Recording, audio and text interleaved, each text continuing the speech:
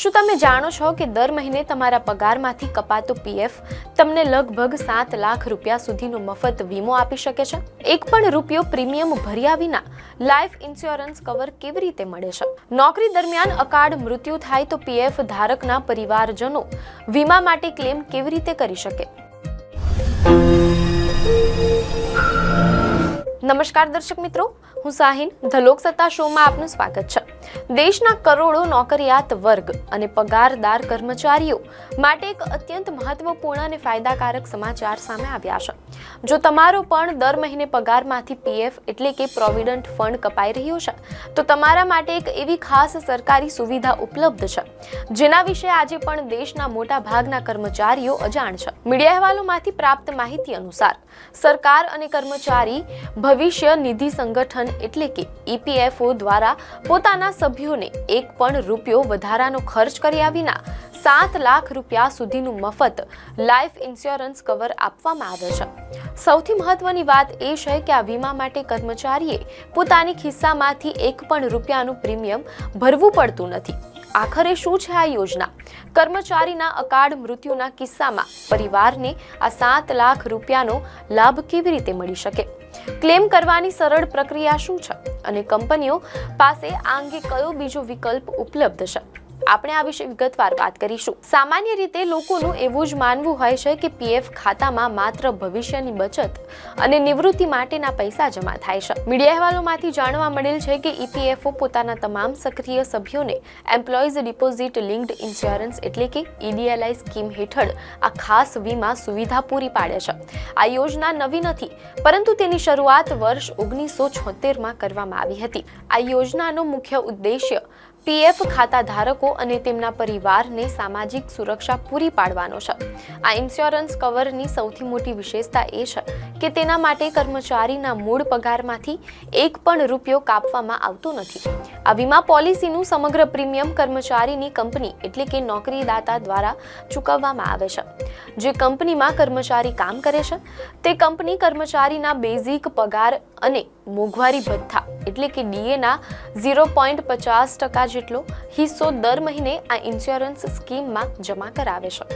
આમ કર્મચારી માટે આ વીમો સંપૂર્ણપણે મફત રહે છે.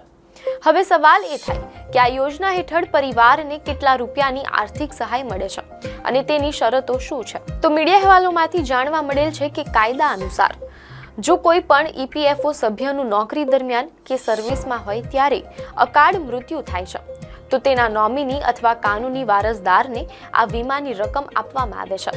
આ યોજના હેઠળ ઓછામાં ઓછા 2.50 લાખ રૂપિયા અને વધુમાં વધુ 7 લાખ રૂપિયા સુધીની રકમ એક સાથે જમા આપવાની જોગવાઈ કરવામાં આવી છે. આ યોજનાનો લાભ મેળવવા માટે એક ચોક્કસ શરત નક્કી કરવામાં આવી છે. આ લાભ તે જ કર્મચારીના પરિવારને મળે છે જેણે પોતાના મૃત્યુના બરાબર પહેલા ઓછામાં ઓછા 12 મહિના સુધી સતત નોકરી કરી હોય. અહીં ધ્યાનમાં રાખવા જેવી બાબત એ છે કે જો કર્મચારીએ આ 12 મહિનાના સમયગાળા દરમિયાન કંપની બદલી હોય છતાં પણ જો તેનો પીએફ સંબંધ જળવાયેલો હોય તો તે આ લાભ મેળવવા માટે સંપૂર્ણપણે હકદાર બને છે. આ માટે માત્ર પીએફ એકાઉન્ટ સતત એક્ટિવ હોવું જરૂરી છે અને મૃત્યુ સર્વિસ દરમિયાન થયેલું હોવું જોઈએ. દુર્ભાગ્યવશ જો કોઈ સભ્ય સાથે આવી અપ્રિય ઘટના ઘટે છે તો પરિવારે ક્લેમ મેળવવા માટે કેટલીક સરળ પ્રક્રિયાઓ પૂર્ણ કરવાની રહે છે. મીડિયા અહેવાલો અનુસાર સૌપ્રથમ નોમિનીએ પીએફ કમિશનરની ઓફિસમાં જઈને ફોર્મ 5IF ભરીને જમા કરાવવું પડે છે. આ ફોર્મની સાથે કેટલાક મહત્વપૂર્ણ દસ્તાવેજો જોડવાના હોય છે જેમાં કર્મચારીનું મૃત્યુ પ્રમાણપત્ર, ઉત્તરાધિકાર પ્રમાણપત્ર અને નોમિનીના બેંક ખાતાની વિગતો આપવાની રહે છે. સામાન્ય રીતે બધા જ જરૂરી અને સાચા દસ્તાવેજો જમા થયા પછી ઈપીએફઓના નિયમો અનુસાર 20 થી 30 દિવસની અંદર આ EDLI ક્લેમનો ઉકેલ લાવીને રકમ ચૂકવી દેવામાં આવે છે. આ તમામ ઝંઝટથી બચવા માટે ઈપીએફઓ પોતાના તમામ સભ્યોને એક ખાસ સલાહ આપે છે. અહેવાલો મુજબ દરેક કર્મચારીએ પોતાના UAN પોર્ટલ પર જઈને નોમિનેશનની પ્રક્રિયા ચોક્કસપણે પૂરી કરી લેવી જોઈએ. જો સિસ્ટમમાં નોમિનીની વિગતો પહેલેથી જ અપડેટ હશે તો કોઈ પણ અપ્રિય ઘટના સમયે પરિવારને ક્લેમની રકમ મેળવતી વખતે ઓફિસના ધક્કા ખાવાની કે હેરાન થવાની નોબત આવતી નથી. આ યોજનામાં કંપનીઓ એટલે કે નોકરીદાતાઓ માટે પણ કાયદાકીય રીતે બીજો એક વિકલ્પ આપવામાં આવ્યો છે. કેટલીક કંપનીઓ સરકારી EDLI યોજનાના બદલે કોઈ ખાનગી વીમા કંપનીની સમૂહ વીમા એટલે કે ગ્રુપ ઇન્સ્યોરન્સ પોલિસી પણ પસંદ કરી શકે છે. મીડિયા અહેવાલમાંથી પ્રાપ્ત માહિતી મુજબ જો કોઈ કંપની EDLI માંથી છૂટ મેળવવા માંગતી હોય તો તેના માટે નિયમ એવો છે કે તેણે પોતાના કર્મચારીઓને એવી વૈકલ્પિક વીમા સુવિધા આપવી જ પડે છે જેનો લાભ EDLI યોજના હેઠળ મળતા 7 લાખ રૂપિયાના કવર જેટલો અથવા તેનાથી પણ વધુ હોય. એટલે કે કર્મચારીને મળતો આર્થિક લાભ કોઈ પણ સંજોગોમાં ઘટવો જોઈએ નહીં. તેથી દરેક PF ધારક કર્મચારીએ પોતાની કંપનીના HR વિભાગ પાસેથી આ જાણકારી ચોક્કસ મેળવી લેવી જોઈએ કે તેમની કંપની સરકારી EDLI યોજના સાથે જોડાયેલી છે કે પછી તેમણે કોઈ અન્ય વૈકલ્પિક ગ્રુપ ઇન્સ્યોરન્સ પોલિસી લીધેલી છે.